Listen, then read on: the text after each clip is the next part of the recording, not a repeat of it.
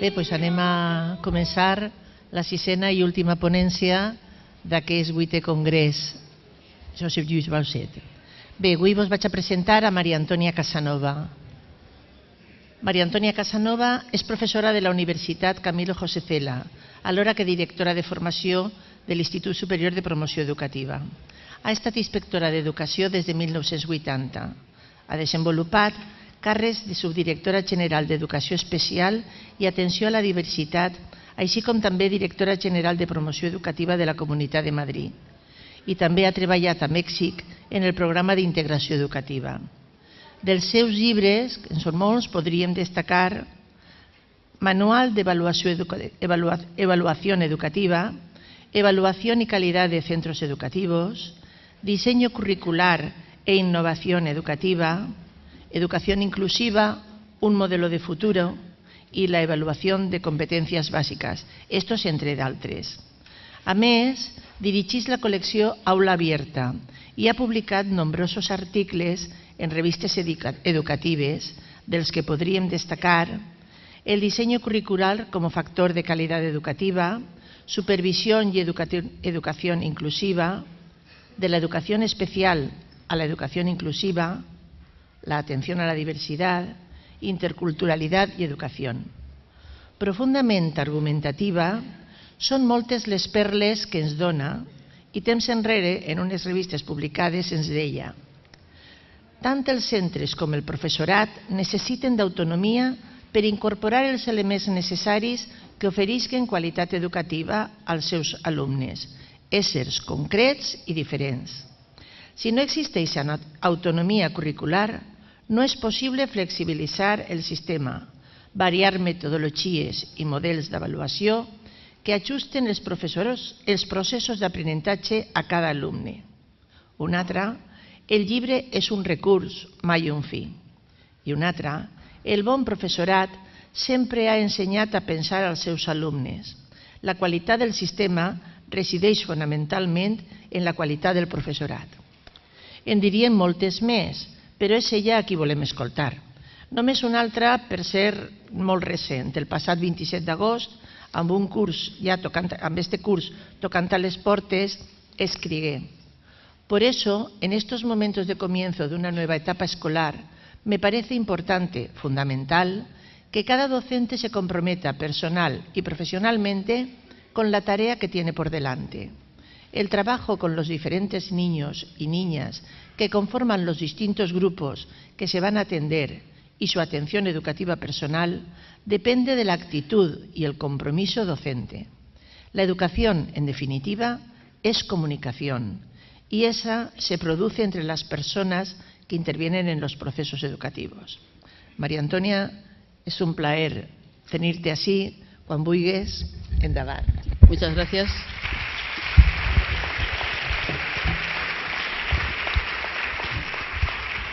Buenos días, muchas gracias por esta presentación y muchas gracias a los organizadores del Congreso por invitarme a estar con ustedes o con vosotros este ratito, reflexionando un poco en voz alta, pero bueno, como le decía ahora mismo a Íñigo, yo espero que no decirles casi nada nuevo, es decir, espero que se lo sepan todo porque creo que son cosas pues muy importantes para la educación, muy importantes para la sociedad y casi les diría que muy de sentido común. O sea, a mí lo que me extraña es que no esté absolutamente todo generalizado e implantado en las aulas. Pero bueno, aquí estamos hablando de educación inclusiva, de diseño curricular, de autonomía, de modelos de evaluación, de cambios metodológicos y llevamos hablando, pues yo ya muchos años, muchos. O sea, el primer libro de evaluación que estaba comentando ahora con algunos compañeros es del año 95. Y alguien por ahí en Facebook me decía, bueno, pero no hay nada más actualizado. Y yo le decía, pues desgraciadamente sigue siendo de actualidad y es del año 95. Ojalá estuviera ya todo generalizado en las aulas y ya diríamos, bueno, esto ya nos lo sabemos todo, ya no hay que hacer nada más. Ojalá, pero desgraciadamente sigue siendo de actualidad. Así que esperemos que deje de serlo y que aquí recojan bien la antorcha y podamos seguir avanzando en el camino de la educación. Y de la educación inclusiva, además de la educación inclusiva, porque en educación hay muchas tendencias y muchas opiniones. Yo, desde luego, me decanto absolutamente por este modelo de educación que atiende a todos y a todas las alumnas y los alumnos en la misma escuela y que evidentemente los saca a todos adelante de la mejor manera posible. Sí quería empezar haciendo esa diferencia entre integración e inclusión o en educación inclusiva, porque es verdad que ha ido variando el concepto. Cuando empezamos en el año 85 formalmente el programa de integración en España, y lo empezamos de forma experimental, la integración se dirigía, como sabéis, pues al alumnado con necesidades educativas especiales que se incorporaba a la escuela ordinaria en una serie de condiciones, y decías, bueno, incorporamos a los niños a la escuela ordinaria, que es una buena cosa, con apoyos, con adaptaciones curriculares individualizadas, es decir, apoyando al profesorado, pero en definitiva seguimos con un modelo en el que el niño se tiene que adaptar al sistema, y además un niño que presenta necesidades especiales, es decir, que tiene dificultades mayores de las habituales para incorporarse a ese sistema en buenas condiciones. Seguíamos pidiéndole al niño que fuera el que se incorporara, el que se adaptara al sistema. Pasan los años, bueno, sabéis que se hicieron 2 evaluaciones entre el 85 y el 90, y cuando llega el 90 con la LOCSE, pues es la forma ya de escolarización habitual, es decir, evaluación psicopedagógica para estos niños y escolarización en escuelas ordinarias siempre que sea posible. Pero una buena cosa, una cosa muy interesante que tuvo este comienzo, es que cuando llegan niños al aula que son un poco más diferentes que el resto, todos empezamos a pensar, maestros y maestras también, ojo, estos son diferentes por unas cosas, por unas razones, pero es que resulta que los demás también son diferentes. Es decir, que son diferentes por múltiples razones. Y no sé si hasta entonces, y a lo mejor algunos ahora, todavía piensan que tienen grupos homogéneos, entre comillas, delante cuando entran en un aula. Claro, homogéneos, mire usted. Es decir, homogéneos porque todos tienen 10 años o porque todos tienen 6 años. Pero eso es una falsedad de principio. Es decir, todos los niños son distintos por algo. Entonces, esa atención personalizada que requerían esos 2 niños, resulta que la requerían todos. No os digo nada cuando, pues ahora venía comentándolo por el camino, entre los años 99 y 2007, solo os hablo de la Comunidad de Madrid, escolarizamos a más de 100.000 niños que nos llegaron de otros países, con diferentes lenguas, diferentes niveles de escolarización, diferentes etnias. Bueno, uno dice, bueno, el modelo que teníamos de integración nos sirvió perfectamente. Es decir, fue favorable y dijimos, bueno, pues a escolarizarlos en todas las escuelas, pero claro, ese modelo de que es el niño el que se tiene que adaptar al sistema y que si no adaptaciones curriculares, dice uno, bueno, vale, adaptaciones curriculares, ¿y qué hago? ¿200.000 adaptaciones curriculares para cada niño que me llega? Es decir, parece poco razonable. Parece que lo más razonable es mirarlo desde el punto de vista inverso. Es decir, vamos a ver, ¿no sería mejor que en vez de que cada niño se adapte al sistema, que tuviéramos un sistema lo suficientemente flexible como para que fuera capaz de ofrecer respuestas diversificadas, respuestas variadas para las diferentes características que tienen nuestros alumnos, aceptando que todos los alumnos son diferentes, aceptando que todos son diferentes? Es decir, que son diferentes porque tienen distinto estilo cognitivo, ritmo de aprendizaje, motivaciones diversas, géneros distintos, tienen talentos distintos, tienen alta capacidad intelectual, tienen algún tipo de discapacidad, sea sensorial, sea lo que sea. Es decir, que al final todas las personas somos diferentes y a todos los tenemos en las aulas en la educación obligatoria y ahora afortunadamente también en la posobligatoria. Aunque en algunos tiempos pensamos que ahí no podían llegar, bueno, pues sí, resulta que llegan. Eso hace cambiar o que pensemos que tiene que cambiar ese modelo y que pase de ser que el niño se integre, que el niño se adapte al sistema, que sea el sistema el que se adapte, el que se flexibilice lo suficiente como para dar respuestas lo suficientemente diversas para atender a todos los alumnos. Hablando de diseño universal, pues es obligado hacer referencia a la Convención de la ONU del 2006, que sabéis que se refiere a los derechos de las personas con discapacidad. Pero yo sí os pediría que aunque vamos a hablar de la Convención de la ONU, como vamos a hablar de diseño universal, que por favor, cuando hablamos de educación inclusiva, no hablamos solamente de alumnos con discapacidad o de alumnos con necesidades educativas especiales, sino que hablamos de todos los alumnos. Es decir, que lo que promueve la Convención de la ONU del 2006, que es el diseño universal y los ajustes razonables, esto está en el artículo 2, con lo cual afecta a todo el contenido de la Convención. Y entre ellos está la educación como derecho fundamental, que es de la persona, que desarrolla en su artículo 24. Pero este diseño universal y estos ajustes razonables, que esta Convención lo refiere a personas con discapacidad, resulta que son positivos y favorables para todo el alumnado. Si partimos de la base de que todos son diferentes, vamos a ver en qué consiste este diseño universal, este diseño curricular para la educación inclusiva, partiendo de estos principios de diseño universal y de ajustes razonables. Cuando la ONU nos habla de diseño universal, esa es la definición que da. Es un diseño de productos, entornos, programas y servicios que puedan utilizar todas las personas en la mayor medida posible, sin necesidad de adaptación ni diseño especializado. Claro, cuando hablamos de diseño, la cabeza se nos va casi seguro a cuestiones arquitectónicas, es decir, barreras arquitectónicas, no sé qué, quitamos dificultades de tipo material. Pero ahí habla también de programas y de servicios, es decir, habla de todo. Es decir, el diseño universal tiene que estar en todo.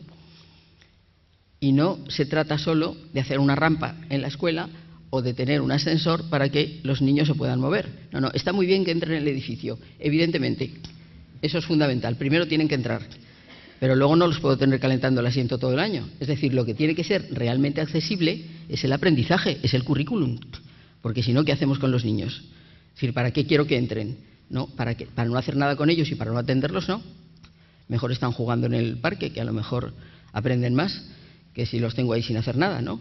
Entonces, la accesibilidad y el diseño universal tiene que trascender y tiene que pasar al diseño curricular que hagamos para que sea accesible para todos. Los ajustes razonables también hay que aplicarlos en educación, claro. Dice que son modificaciones y adaptaciones necesarias que no impongan una carga desproporcionada o indebida cuando se requieran en un caso particular.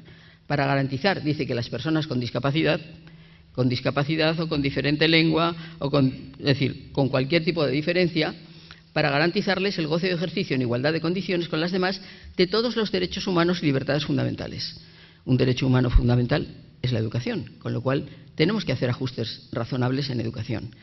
Cosas tan sencillas como si yo tengo una alumna ciega en la universidad, que hemos tenido ya varias, pues que te dicen: María Antonia, en vez de mandarme el PowerPoint en PowerPoint, mándamelo en texto de Word, pues porque así me lo escanean, me lo leen el programa, pues ya está. Y llega la hora de una prueba o de un ejercicio, pues mire usted, ella me lo escribe en tal, me lo da en una memoria, me lo llevo a mi casa y ya está.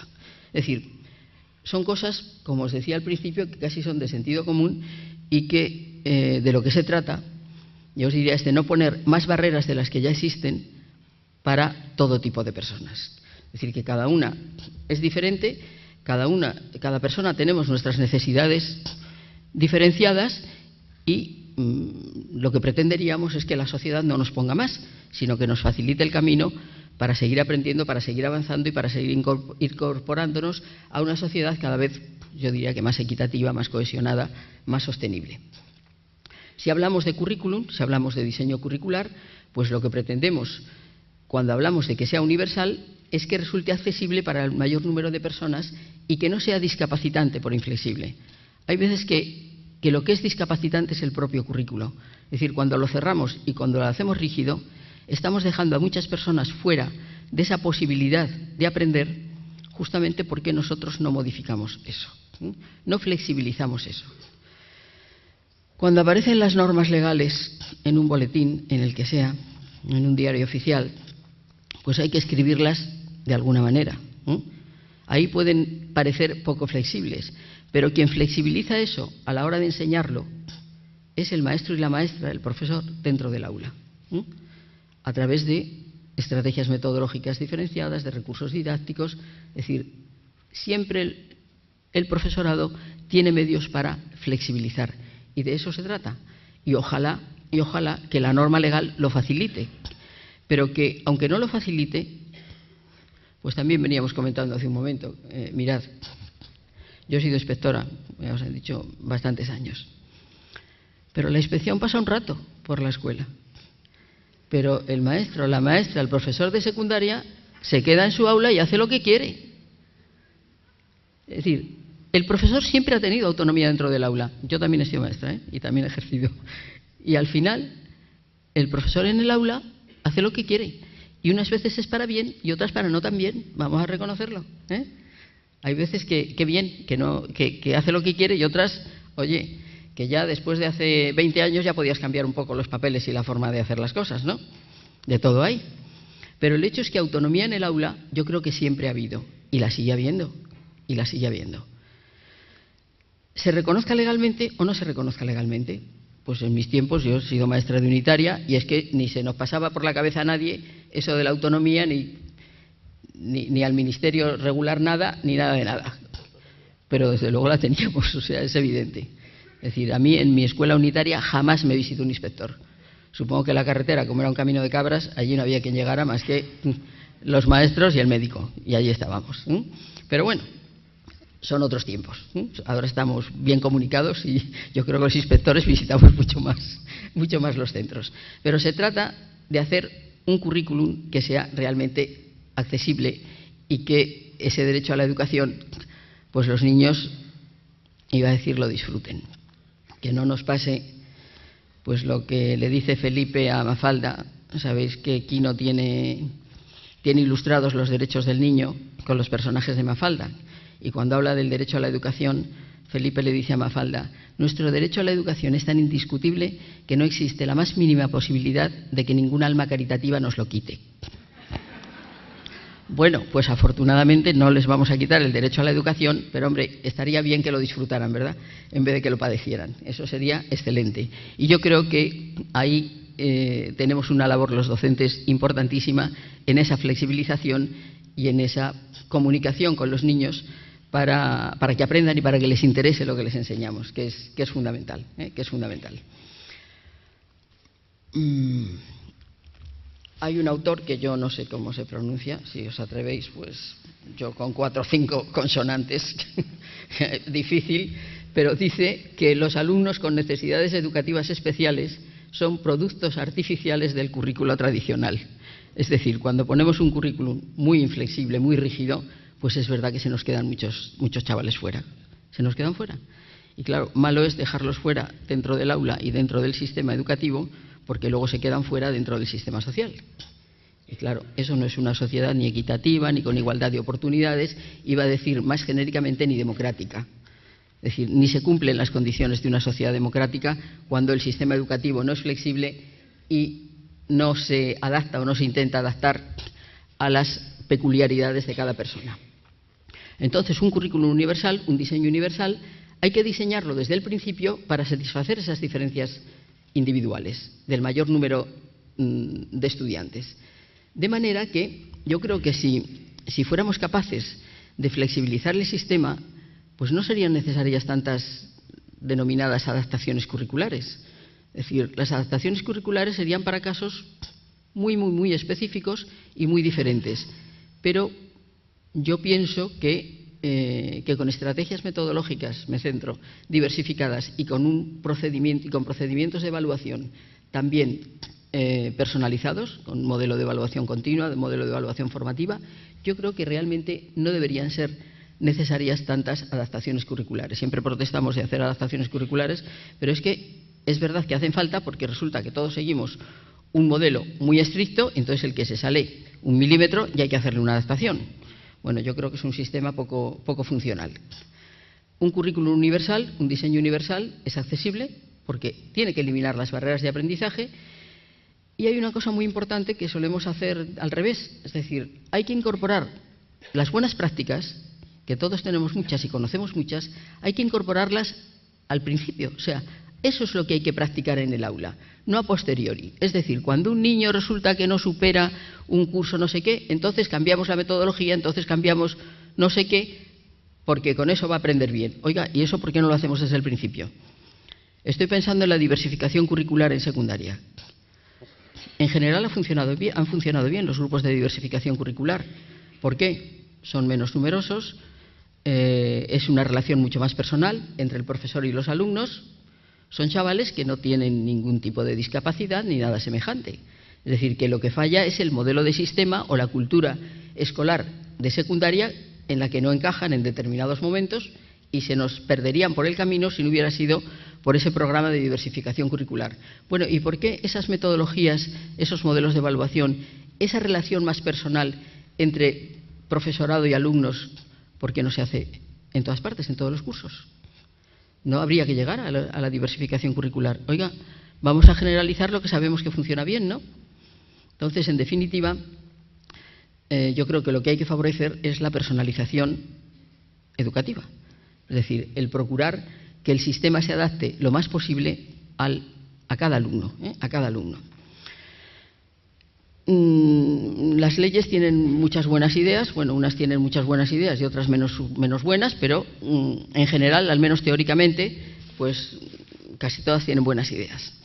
Pero todas esas metas de la educación que nos proponen y todos esos fines excelentes que tenemos que conseguir, la verdad es que si no aterrizan, es decir, si no somos capaces de que esos fines, esas metas últimas de la educación que se propone un sistema, si no aterrizan en el aula, pues se quedan muchas veces solamente en una declaración de buenas intenciones, pero al aula no llegan, al aula no llegan. Es decir, los niños no se benefician de esas buenas intenciones.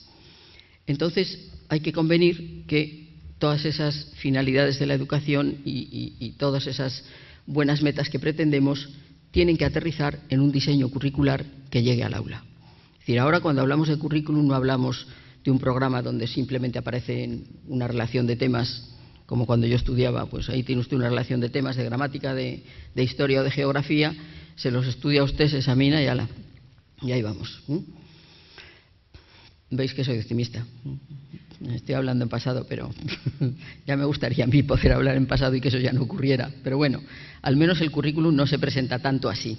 Últimamente yo creo que estamos yendo hacia atrás. Me parece que estamos yendo más hacia cuando yo estudiaba que hacia tiempos futuros. Pero bueno, creo que el currículum, es decir, cambia la palabra y cambia el sentido del currículum cuando se piensa que contenido de aprendizaje es todo lo que se puede enseñar y todo lo que se puede aprender. Y claro, eso es mucho más que la lista de los Reyes Godos y que sumar, restar, multiplicar y dividir. En la escuela siempre hemos aprendido más cosas que lo que es puro contenido conceptual. Se aprenden actitudes, se aprenden valores, se socializa uno, se aprenden relaciones sociales. Es decir, hay muchísimas cuestiones y se debería aprender a aprender. De hecho, aprendemos a aprender, adquirimos competencias. Es decir, son muchísimas cuestiones que hemos aprendido todos en los centros y que no aparecían en nuestros programas académicos, en nuestros planes de estudios. Eso no aparecía en ningún sitio. Ya sabéis, el currículum oculto, según Jorge Torres. Bueno, pues currículum oculto.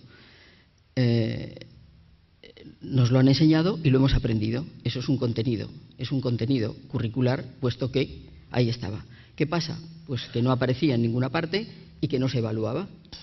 En el momento en que aparece, ya nos exige el plantear el currículum de otra manera. Ahí tenéis una posible definición de currículum, bueno, pues una propuesta de experiencias de aprendizaje básicas, diversificadas, innovadoras, que la escuela en colaboración con el entorno ofrece al alumnado para que alcance el máximo dominio de competencias para incorporarse a su contexto, contribuyendo de forma activa al logro de una sociedad democrática. Es decir, es un concepto mucho más amplio de currículum que lo que era antes simplemente un programa de contenidos conceptuales, un programa que era una relación de temas y ya está.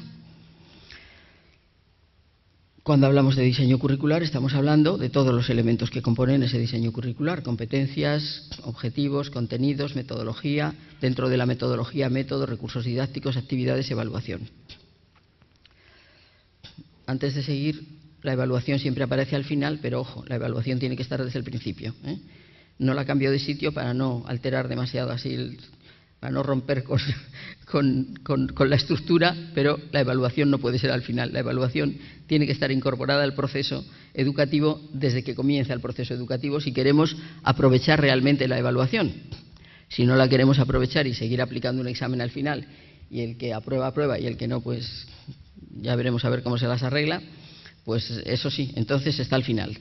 Pero claro, fijaos que estaríamos volviendo a los años 50 del siglo pasado, con Tyler. Un buen diseñador curricular en su momento, pero claro, modelo conductista de aprendizaje y evaluación, ¿para qué? Pues simplemente para comprobar unos resultados. Yo espero que la evaluación se utilice no solo para comprobar unos resultados, sino para mejorar el sistema educativo, igual que el resto de los elementos curriculares, igual que los objetivos, igual que las competencias. Todo tiene que contribuir a conseguir un mejor sistema, una mejor formación de nuestro alumnado. Y bueno, pues como leían hace un momento alguna frase mía, no sé de dónde, pero seguro que la he dicho 40 veces, entonces, para poder hacer esto, es decir, para poder llevar adelante un diseño universal para el aprendizaje que tiene que ser accesible y, por lo tanto, tiene que tener en cuenta las características del alumnado que tenemos delante, que tenemos en las aulas, el centro tiene que disponer de autonomía de gobierno, de autonomía de organización y de autonomía pedagógica. Es decir, autonomía para poder flexibilizar ese diseño curricular y adaptarlo a la población que atendemos, en el contexto en que atendemos a esa población, lógicamente. Teóricamente la tenemos, es decir, teóricamente en España tenemos autonomía en los centros desde la LOGSE, desde el año 1990, en que aparece así especificada. Y de hecho, el desarrollo de la LOGSE, el decreto de enseñanzas mínimas que apareció en el año 90, era absolutamente abierto. Si algunos lo recordáis, pues en las enseñanzas mínimas lo único que aparecían eran objetivos, bloques de contenido y criterios de evaluación para el final de la etapa de infantil, de primaria, de secundaria obligatoria. Eso lo tenía el centro y organícese usted como quiera. Es decir, secuencie, temporalice, organice metodologías, información a la familia. Haga usted lo que quiera con esto. El caso es que los chavales, cuando terminen, hayan alcanzado estas competencias. Creo que es lo más abierto que hemos tenido hasta ahora, con lo cual es lo que más autonomía nos daba. De todas maneras, como os decía antes, pues realmente autonomía, sobre todo en metodología y en procedimientos de evaluación, la seguimos teniendo y la hemos tenido siempre. Todo esto, es decir, tanto competencias como objetivos, como todo el diseño curricular, tendría que estar, yo os diría que impregnado, o tendríamos que tener en cuenta a la hora de diseñarlo, tendríamos que tener en cuenta estos tres principios que nos marca el diseño universal para el aprendizaje, que si lo ponéis en Google, si no tenéis el texto, pues lo encontráis fácilmente, que son tres principios que, bueno, os iba a decir que para esto no hace falta ninguna reforma ni ningún cambio legal, es decir, que lo podemos hacer desde el próximo lunes en nuestras aulas, y creo que ya ganaríamos mucho. Los tres principios que nos propone el diseño universal para el aprendizaje son proporcionar múltiples medios de representación, proporcionar múltiples medios de expresión y proporcionar múltiples medios de motivación y de compromiso. Múltiples medios de representación, es decir, no todos los alumnos perciben y comprenden la información que se les presenta de la misma manera, en absoluto. Aquí estamos utilizando dos, estamos utilizando sonido e imagen. Estamos utilizando dos medios de representación. Con los niños, pues se pueden, en un aula tenemos mucha más variedad, podemos utilizar más medios de representación.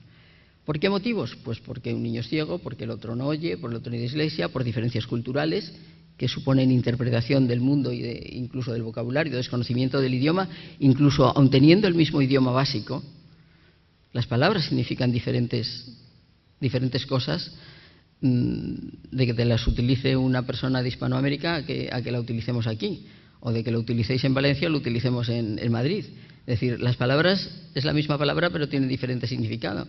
Ahora ya sabemos todos que cuando a un niño colombiano o mexicano le dices párate, se te pone de pie.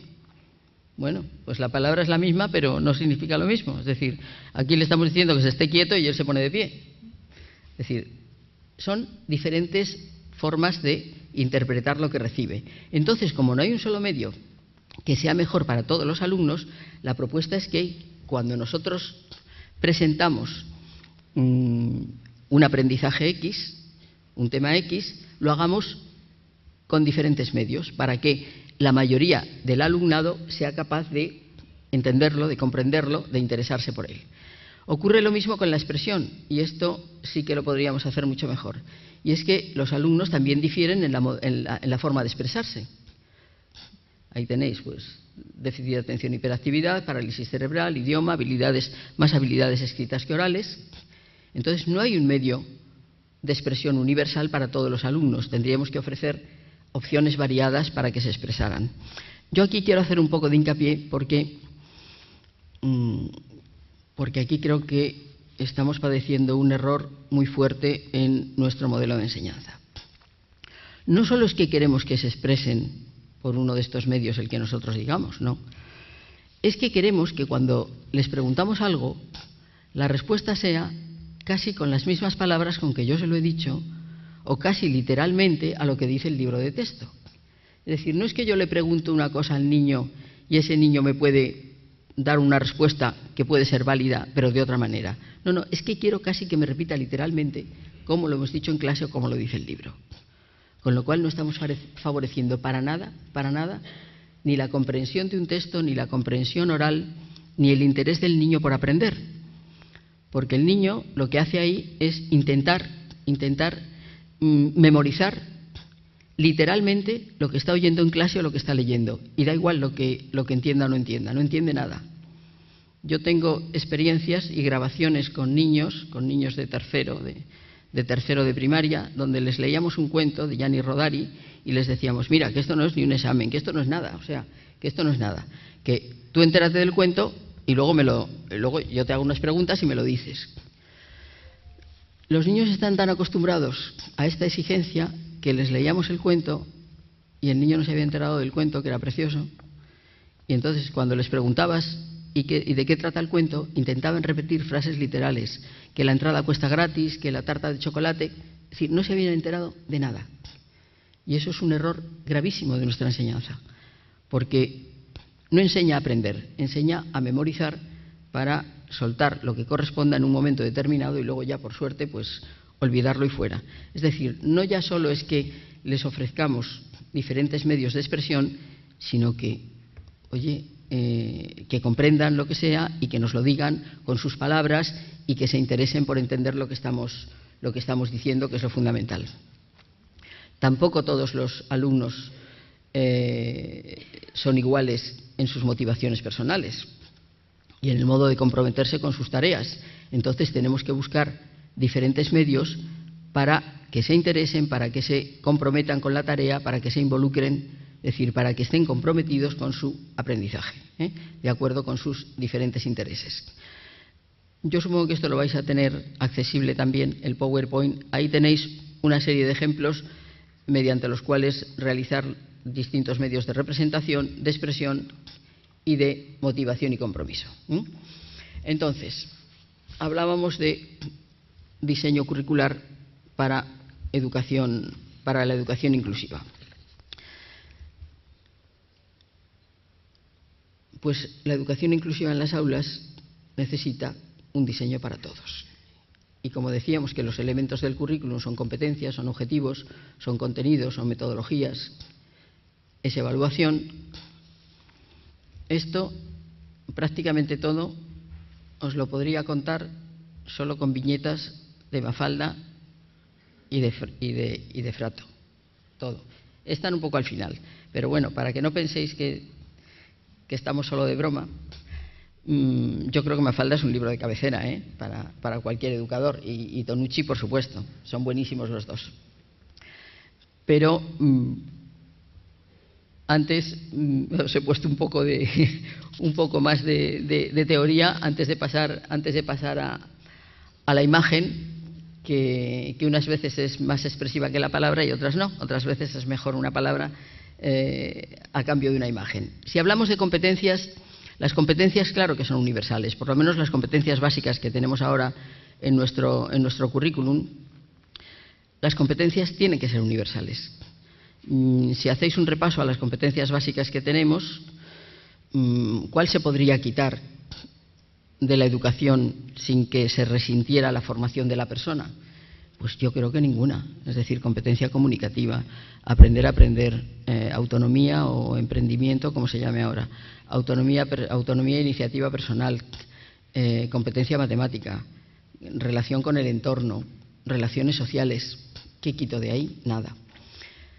Creo que nada. Creo que las competencias hay que desarrollarlas con todos los niños y todas las niñas que tenemos en el sistema educativo obligatorio si queremos que luego puedan desenvolverse adecuadamente en la sociedad. Hay que trabajarlas con todos. ¿Que van a llegar a diferente grado de dominio? Bueno, van a llegar a diferente grado de dominio, pero creo que siempre es más interesante, tanto para el maestro como para los niños y las niñas, trabajar por competencias que trabajar por materias. Es decir, una programación por competencias unifica las diferentes áreas curriculares y le da más sentido a lo que el niño aprende. Es decir, el sistema tal y como lo tenemos no ayuda a trabajar por competencias, no ayuda porque lo tenemos desagregado en múltiples materias, en múltiples áreas, me da igual, matemáticas por un lado, lengua por otro, historia por otro, geografía, ciencias de la naturaleza. Eso no ayuda a trabajar por competencias.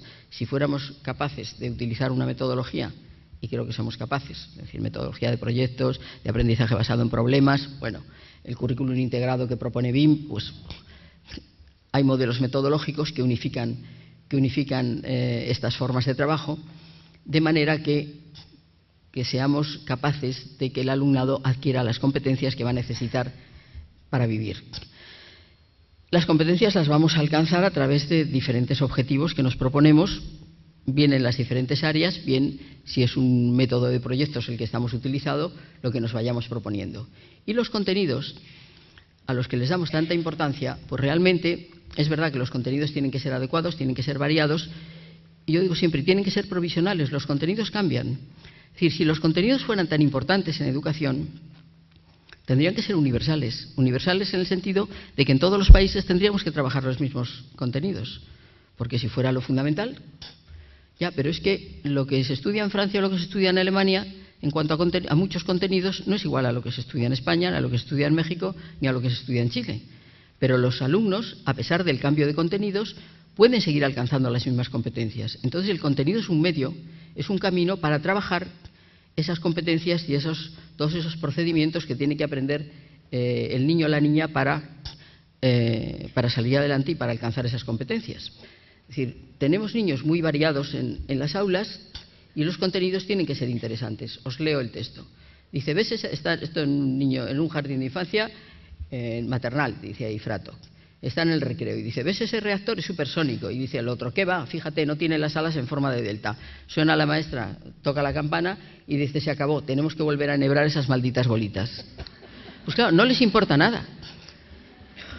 Yo recuerdo ahora también otra de Mafalda, es que hay 200.000, que está la maestra diciendo, mi mamá me ama, mi mamá me mima. Y entonces Mafalda le dice, señorita, vengo a darle la enhorabuena porque tiene usted una mamá estupenda. Pero ahora nos podría usted enseñar algo más interesante. Claro, es que los niños son distintos. Tenemos estos niños, tenemos a una Mafalda, ahí está la maestra, que está muy centrada en su pentágono y dice, bien, dice, ahora vamos a estudiar el pentágono. Y Mafalda dice desde atrás, dice, ¿y mañana el Kremlin? Dice, lo digo, bueno, para equilibrar. ¿No? Es decir, que tiene que haber contenidos, pues un poco pensando en todos los niños, ¿no? Pensando en todos los niños. Tenemos niños muy variados, luego tenemos a Manolito le voy a utilizar para la evaluación, pero vamos a ver, que Manolito no es más torpe que el resto, solo que los temas que se tratan en el aula a él le deben importar muy poco, porque lo que le interesa es en matemáticas, en economía y en emprendimiento. Ahora estaría de moda Manolito, ¿no? Porque desde luego el almacén Don Manolo seguro que con él funcionaría de maravilla. Entonces es verdad que los contenidos tienen que ser interesantes, tienen que ser variados. Provisionales, ¿por qué? Oye, porque cambian, porque desde luego del mapa de Europa que yo estudié al que hay ahora ya es que ni me lo sé. Pero es que además aparecen planetas, desaparecen. Los contenidos cambian, hay muchos contenidos que cambian y eso además lo aprendemos muy fácilmente. decir, una se va a dar una conferencia no sé dónde, por ahí a 12.000 kilómetros, y de inmediato se aprende a ver estos ríos, ¿cómo se llaman? ¿Qué clima tenéis aquí? Para hacer referencia a lo mejor a algo o algo de historia del país, para hacer referencia a algo de ellos cuando hables, ¿no? Entonces, bueno, los contenidos, hombre, contenidos conceptuales, claro, todo lo cultural, pues claro que es excelente que lo aprendamos, y a mí me daría mucha pena que no lo aprendiéramos, pero justamente ese aprender a aprender y ese desarrollo de competencias y de capacidades, a lo que nos ayuda es a disfrutar más de esos contenidos culturales, por ejemplo.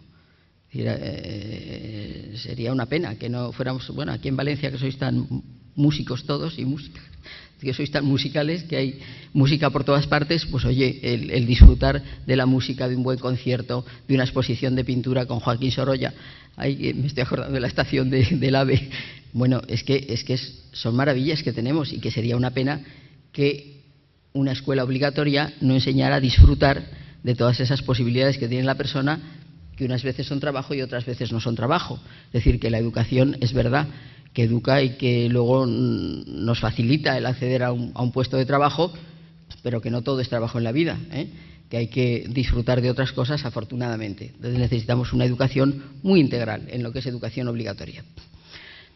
Os decía que para mí hay dos puntos claves que si no atajamos y si no cambiamos, aquí no cambia nunca nada, no cambia nunca nada, que son la metodología y la evaluación.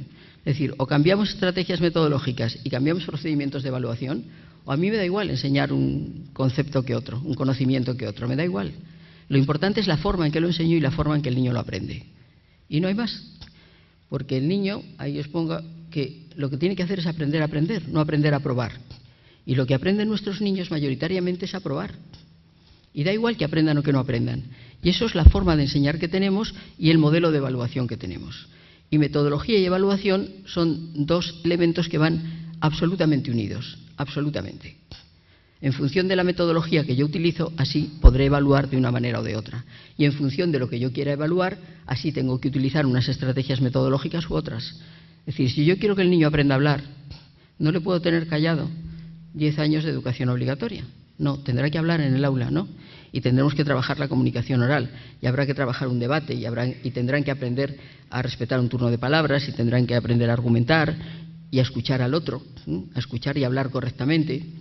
Y el hecho de que vengan hablando a la escuela no quiere decir que hablen correctamente. No tenéis más que escuchar la televisión, que en los últimos años hay que ver cómo vamos. Cada vez peor. Bueno, no sé si en vuestra lengua aquí lo hablan mejor, pero desde luego el castellano está degradándose por momentos. O sea, es una cosa que es un horror. Entonces, eso hay que trabajarlo en las aulas.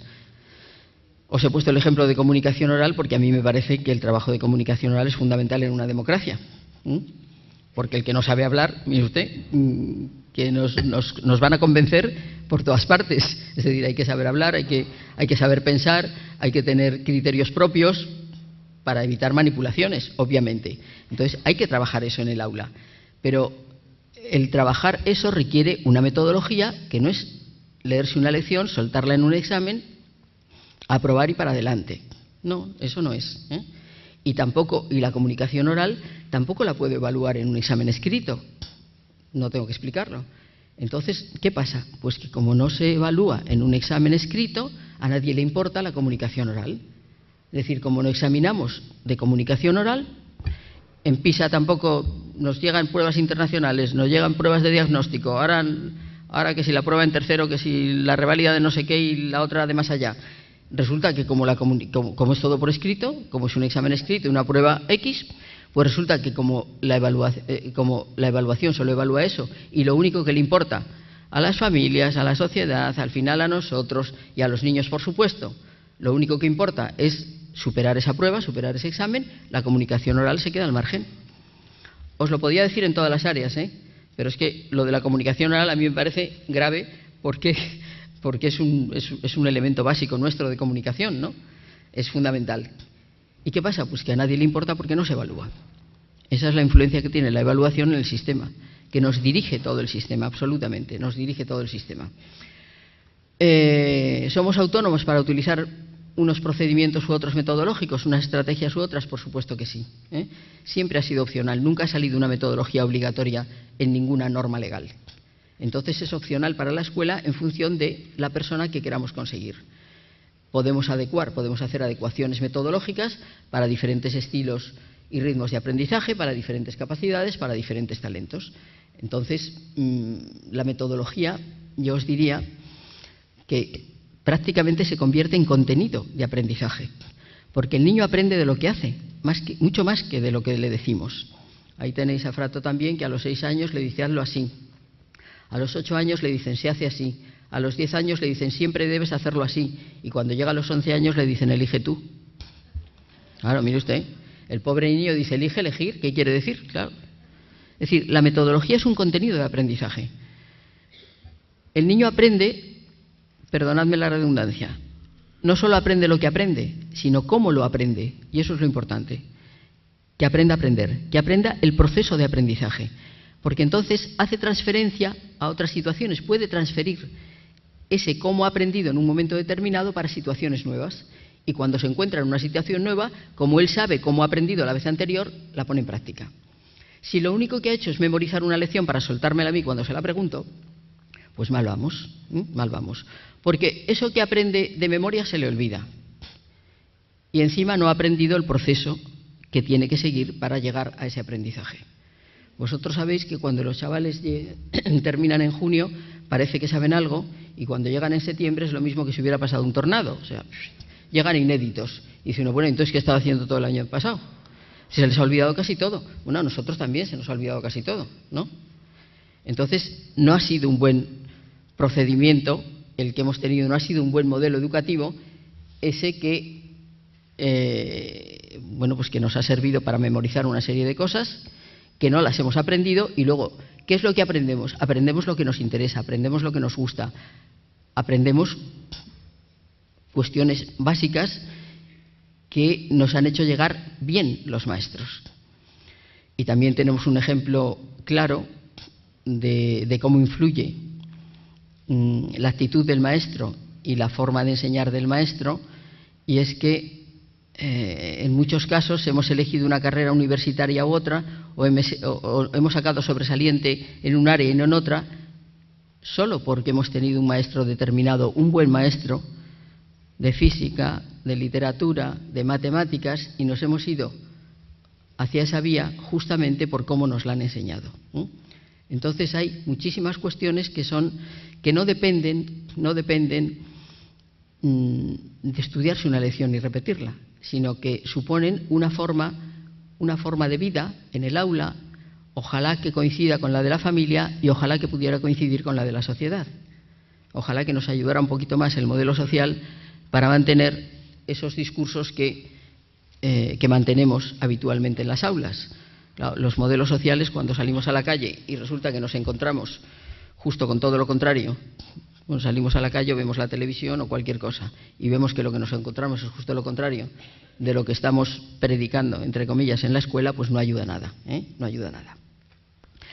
Si pasamos a la evaluación, os decía que entre metodología y evaluación hay un nexo total. Es decir, ¿yo para qué voy a trabajar esa comunicación oral? ¿Para qué voy a organizar un debate en el aula? ¿Para qué voy a organizar coloquios? ¿Para qué van a hacer exposiciones mis alumnos? ¿Para qué, si luego la evaluación lo único que va a hacer es ponerles una prueba escrita, que contesten y aquí paz y después gloria? El niño lo que aprende así es que lo que hace todos los días en el aula no sirve para nada, porque luego la información que llega a su familia y la calificación que le damos es la nota que saca en el examen.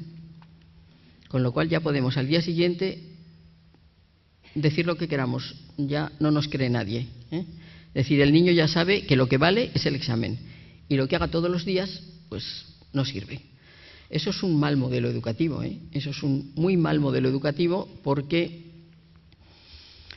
el niño aprende que no vale lo que le decimos. Y eso también lo sabemos nosotros, que no vale lo que nos dicen, sino que vale lo que vemos hacer para poder desenvolvernos nosotros en un trabajo, en la sociedad, en todas partes. Entonces la evaluación, yo pregunto ahí, ¿atiende a la diversidad? ¿Atendemos a la diversidad desde la evaluación? Es decir, ¿tiene en cuenta las posibilidades del alumno? Estas son unas preguntas que vosotros os contestáis.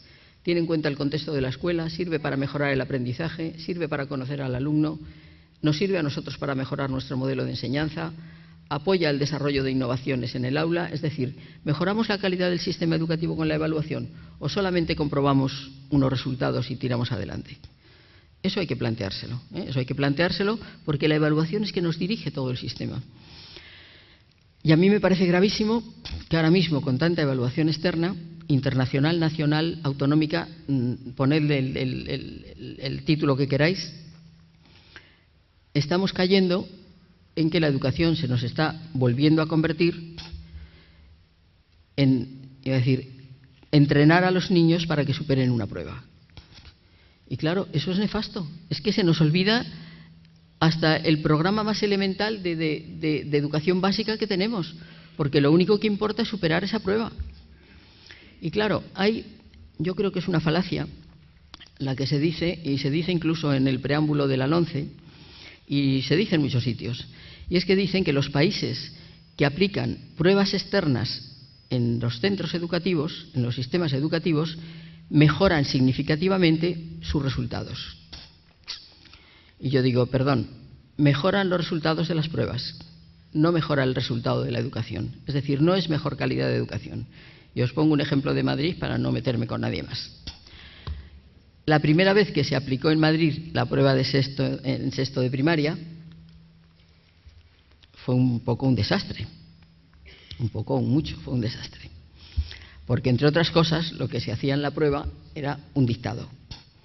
Y el dictado se había dejado de hacer en montones de hacía años, vamos. O sea, quiero deciros que, bueno, que hay otros métodos ahora, ¿no?, para enseñar a todo, para enseñar ortografía y a redactar y a todo, que no es el dictado. Pero en el dictado fue un fracaso total. Entonces, claro, la media de la prueba esa de sexto de primaria, pues fue más o menos, más bien peor que mejor. Al año que viene, al año siguiente, subió la media, se disparó, 5 puntos arriba de la del año anterior. ¿Qué había pasado? Pues muy fácil, ya lo sabéis todos. Todos los días por la mañana y por la tarde dictado en la escuela. En centros privados, en concertados, en públicos, en todos, todo el mundo haciendo dictados. Claro, al año siguiente subió la calificación media de la Comunidad de Madrid, que no queráis ver. ¿Eso es mejorar la calidad de la educación? No, eso es mejorar el resultado de la prueba. Pero eso nos ha pasado siempre. Con la enseñanza programada los chavales aprenden. Cuando había enseñanza por fichas en los años 60, los chavales saben que este apartado de la ficha se resolvía con este apartado del libro. Es decir, aprendían muy bien a resolver pruebas. Pero claro, eso no es aprender a nada. Os confieso una cosa.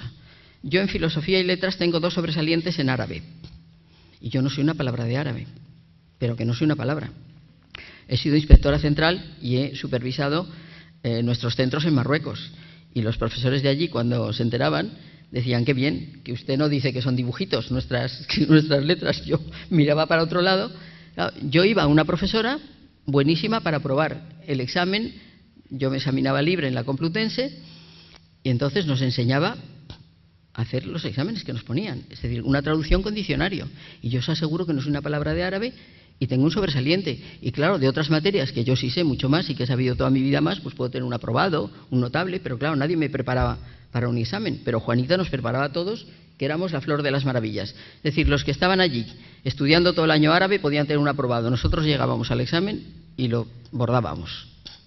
Pero eso es así, uno aprende a resolver pruebas. Entonces, claro, es decir, yo creo que no nos podemos quedar en la superficialidad de las cuestiones educativas, que hay que ir al fondo y hay que ver lo que de verdad mejora la calidad de la educación. Ahí tenéis una definición de evaluación, que no es solo comprobar un resultado, sino que es un proceso de recogida de datos que nos ofrece información continua ¿acerca de qué? Pues de cómo se están produciendo los procesos de enseñanza y aprendizaje. Con eso valoramos lo conseguido y, en consecuencia, tomamos medidas, pero tomamos medidas inmediatas.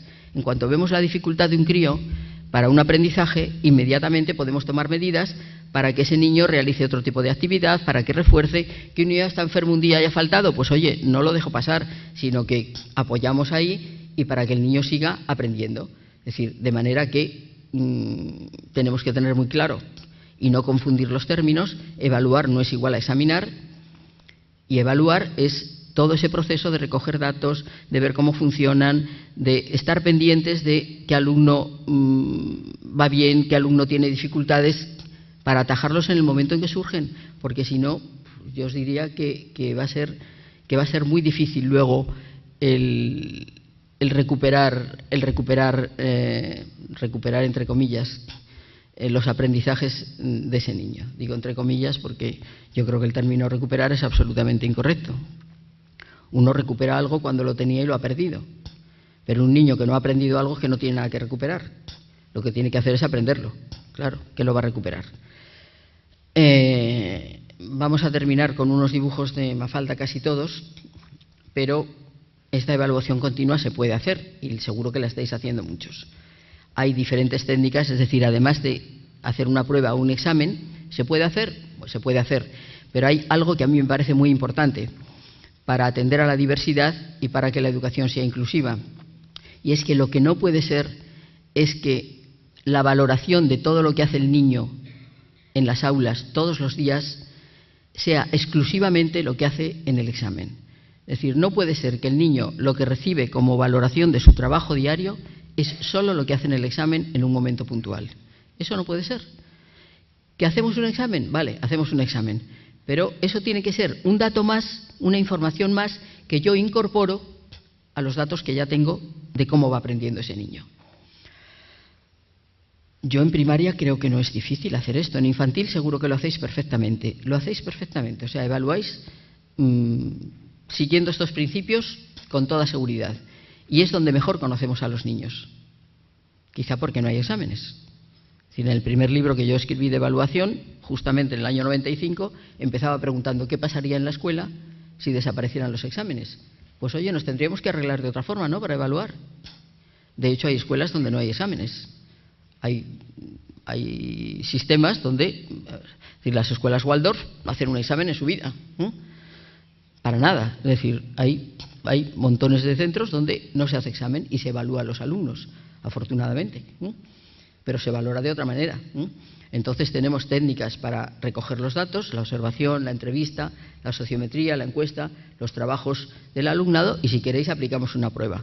Esos datos hay que analizarlos mediante la triangulación de datos para que coincidan y el análisis de contenido. Y luego tenemos una serie de instrumentos donde recoger esos datos: el anecdotario, el cuestionario de aprendizaje, el sociograma, la lista de control, la escala de valoración, grabaciones, diarios. Es decir, hay múltiples técnicas e instrumentos para evaluar y no solo lo que es una prueba puntual.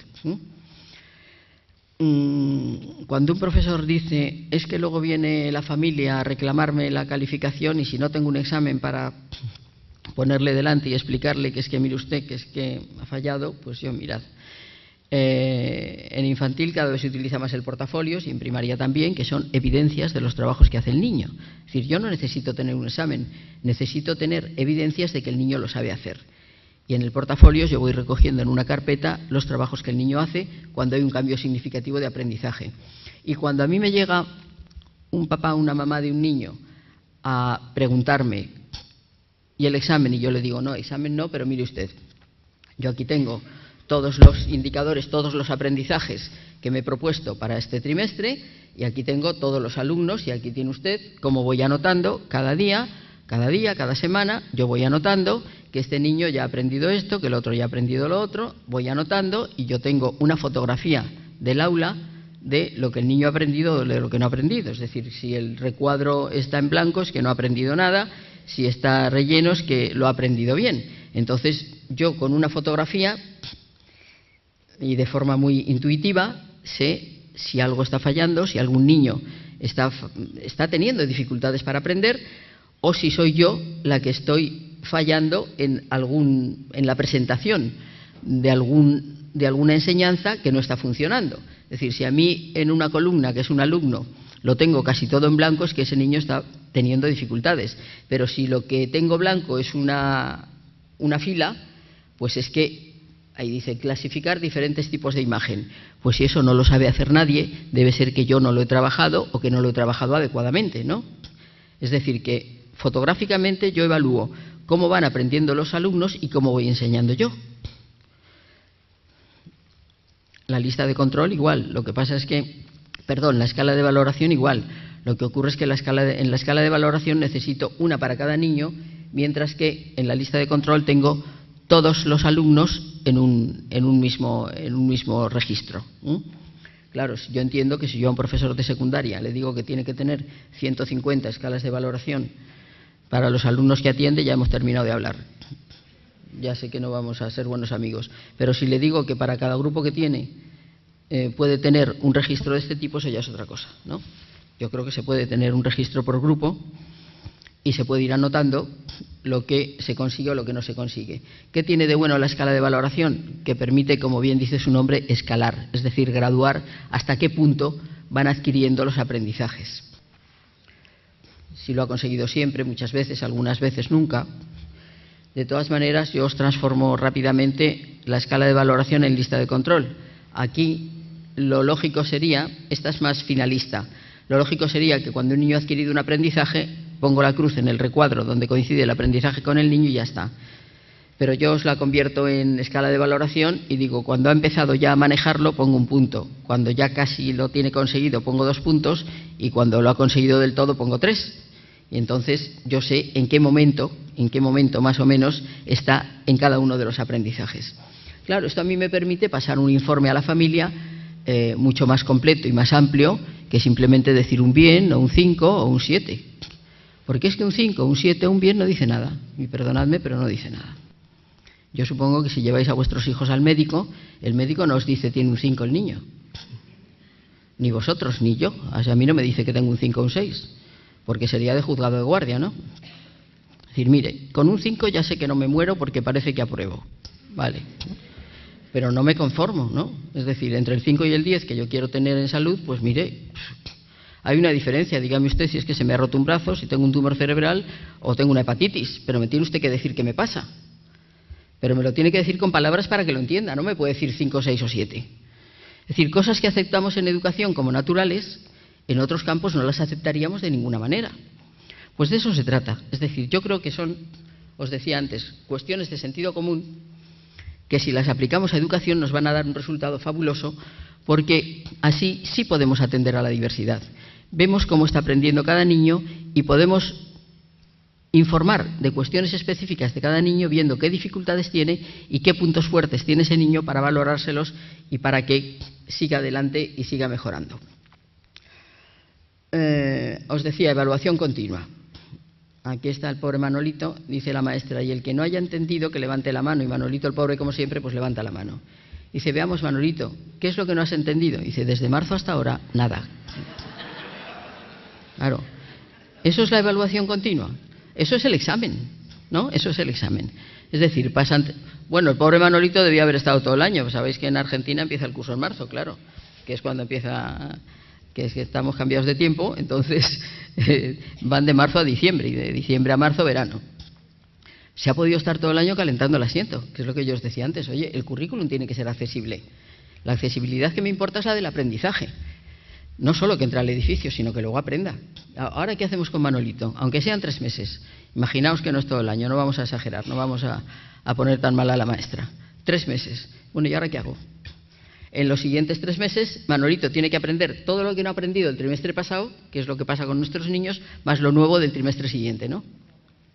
Pues mal lo tenemos. Es decir, la bola de nieve cada vez engorda más. No es que disminuya, no es que recupere, entre comillas, nada. No, no. Es que cada vez es más difícil, cada vez entiende menos. Luego nos extrañamos de que cuando llegan a lo mejor a primero de secundaria, ya como no se enteran de nada, se nos quieren ir. Y algunos se nos van. Más evaluación continua. Y fijaos qué razón tiene Manolito. Va con su libreta y le va diciendo a Mafalda, mal, otra vez la maestra me puso mal. Dice, ¿para eso viene uno todos los días a la escuela? Dice, porque si uno viniera de vez en cuando, vaya y pase. Pero hacerle esto a un cliente, pues es que es verdad, ¿no? Es que estamos todos los días con los niños en la escuela, para luego ponerles un mal y que no ha aprendido nada. Oye, ¿y yo qué he hecho? ¿Mirar para otro lado? ¿O a qué me dedico? O sea, yo docente, ¿a qué me estoy dedicando? Para luego suspenso, suspenso, suspenso. Bueno, ¿y yo qué hago mientras? Porque me podía haber enterado un poquito antes, ¿no? O sea, yo creo que nos podemos enterar un poquito antes y decir, oye, antes de que llegue el final de los 3 meses, vamos a ver cómo aprende este niño, a ver dónde está y qué podemos hacer para que siga aprendiendo algo. Porque es que si no, pues es que mala tarea tenemos. Esto lo conoceréis ya muchos. La evaluación equitativa, objetiva, externa, es decir, todo lo que queráis. Dice, para una selección equitativa vamos a hacer el mismo examen a todos. Por favor, trepe a un árbol. Ya está. Pero eso es lo que nos hacen habitualmente en la escuela, lo que nos han hecho a todos. Es decir, bueno, cada uno sirve para una cosa y cada uno tiene un papel que cumplir en la sociedad. Y afortunadamente ni todos somos iguales ni tenemos que ser iguales. Afortunadamente. Tenemos que desempeñar múltiples papeles en la sociedad, nos complementamos y por eso la sociedad es tan rica y tan enriquecedora para todos. Entonces lo que no puede ser, bueno, lo que decía Einstein es que todo el mundo es un genio, pero si juzgas a un pez por su habilidad de trepar a un árbol, pasará el resto de su vida creyendo que es un idiota. Y es que es verdad. Es decir, es que hay veces que la escuela te marca de tal manera que crees que no sirves para una cosa, o bien para la que sí sirves, pero tal y como te la evalúan, no pones de manifiesto todo lo que sabes, o bien es que, mira, es que da igual que no sirva para eso. Es que sirvo para otras cosas. Es que sirvo para otras cosas. Es que somos diferentes y en eso nos tenemos que basar. Entonces, cuando hablamos de equidad, cuando hablamos de igualdad de oportunidades, no es darle a todos lo mismo, no. Es darle a cada uno lo que necesita. Es decir, igualdad, ¿qué es? A todos les pongo el mismo cajón y el pobre que es pequeño pues se queda sin ver nada, ¿no? Entonces, la justicia y la equidad supone que, oye, al alto ese que sin ningún cajón, pues ya está, ya llega, pues ya está, al otro y al otro hay que ponerle 2 y ahí sí estoy ofreciendo igualdad de oportunidades. Si no, no estoy ofreciendo igualdad de oportunidades. Es decir, eso de dar a todos lo mismo, mire, eso no funciona.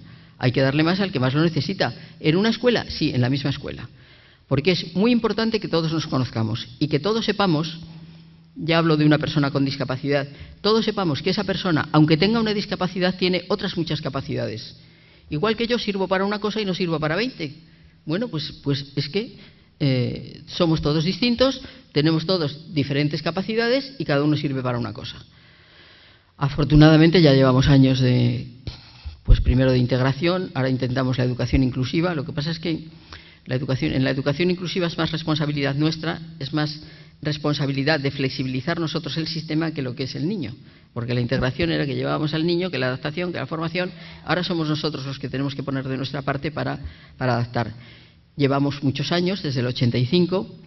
Ahora mismo los niveles de incorporación de alumnos con discapacidad a la escuela ordinaria están cerca del 81% y nos queda un 19% que siguen en centros específicos. Os hablo a nivel general, el último informe del Consejo Escolar del Estado nos habla de esos índices.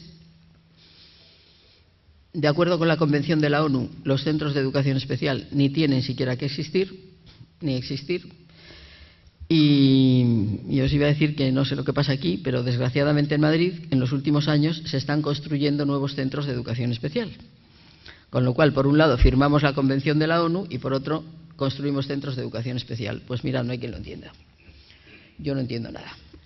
Os dejo con esta imagen porque creo que ahí es donde tenemos que cambiar el chip si queremos atender a la diversidad. Yo os leo el texto. Dice arriba, Luisa es demasiado vivaracho, Ana es desordenada, Pedro es abúlico, José es un hipodotado, Carlos es un caracterial, Luisa es demasiado tímida, Mercedes es una maleducada, fijaos en las 2 últimas. Dice, solo Juan es normal, firmado la maestra.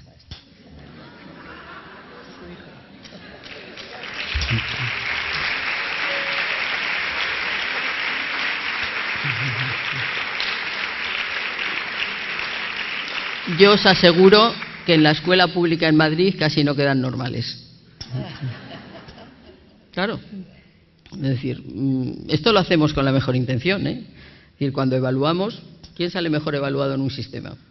El que más se parece a lo que yo quiero, es decir, a lo que yo pienso de cómo debe ser, de lo que tiene que aprender un niño, de los valores que yo tengo. Pues bueno, pero es que la sociedad ahora mismo es tan variada y tan rica que no podemos fiarnos solo de nuestro criterio para evaluar, para valorar a una persona en una sociedad democrática. Es que todos somos diferentes, todos valemos y cuidado cuando utilicemos la palabra normal. Yo sé que la utilizamos mucho estadísticamente, es decir, lo normal es lo mayoritario, pero hay que tener mucho cuidado en la utilización de los términos porque podemos equivocarnos ampliamente. Aquí Fratos y nos dice una escuela alternativa y el pobrecito niño dice, pero pronto. Le tienen ahí atado a la silla, es decir, le están diciendo que una escuela alternativa y dice él, sí, pero pronto. Ahí tenéis, os he puesto esa última web, la de Included. En esa web, que es la de la Red Europea de Educación Inclusiva y Discapacidad, tenéis montones de recursos. Hay como 40 y tantas páginas ya de documentos, de buenas prácticas, de recursos para trabajar la educación inclusiva. Los otros son 2 blogs y mi correo electrónico por si queréis que sigamos en comunicación. Muchísimas gracias por vuestra atención.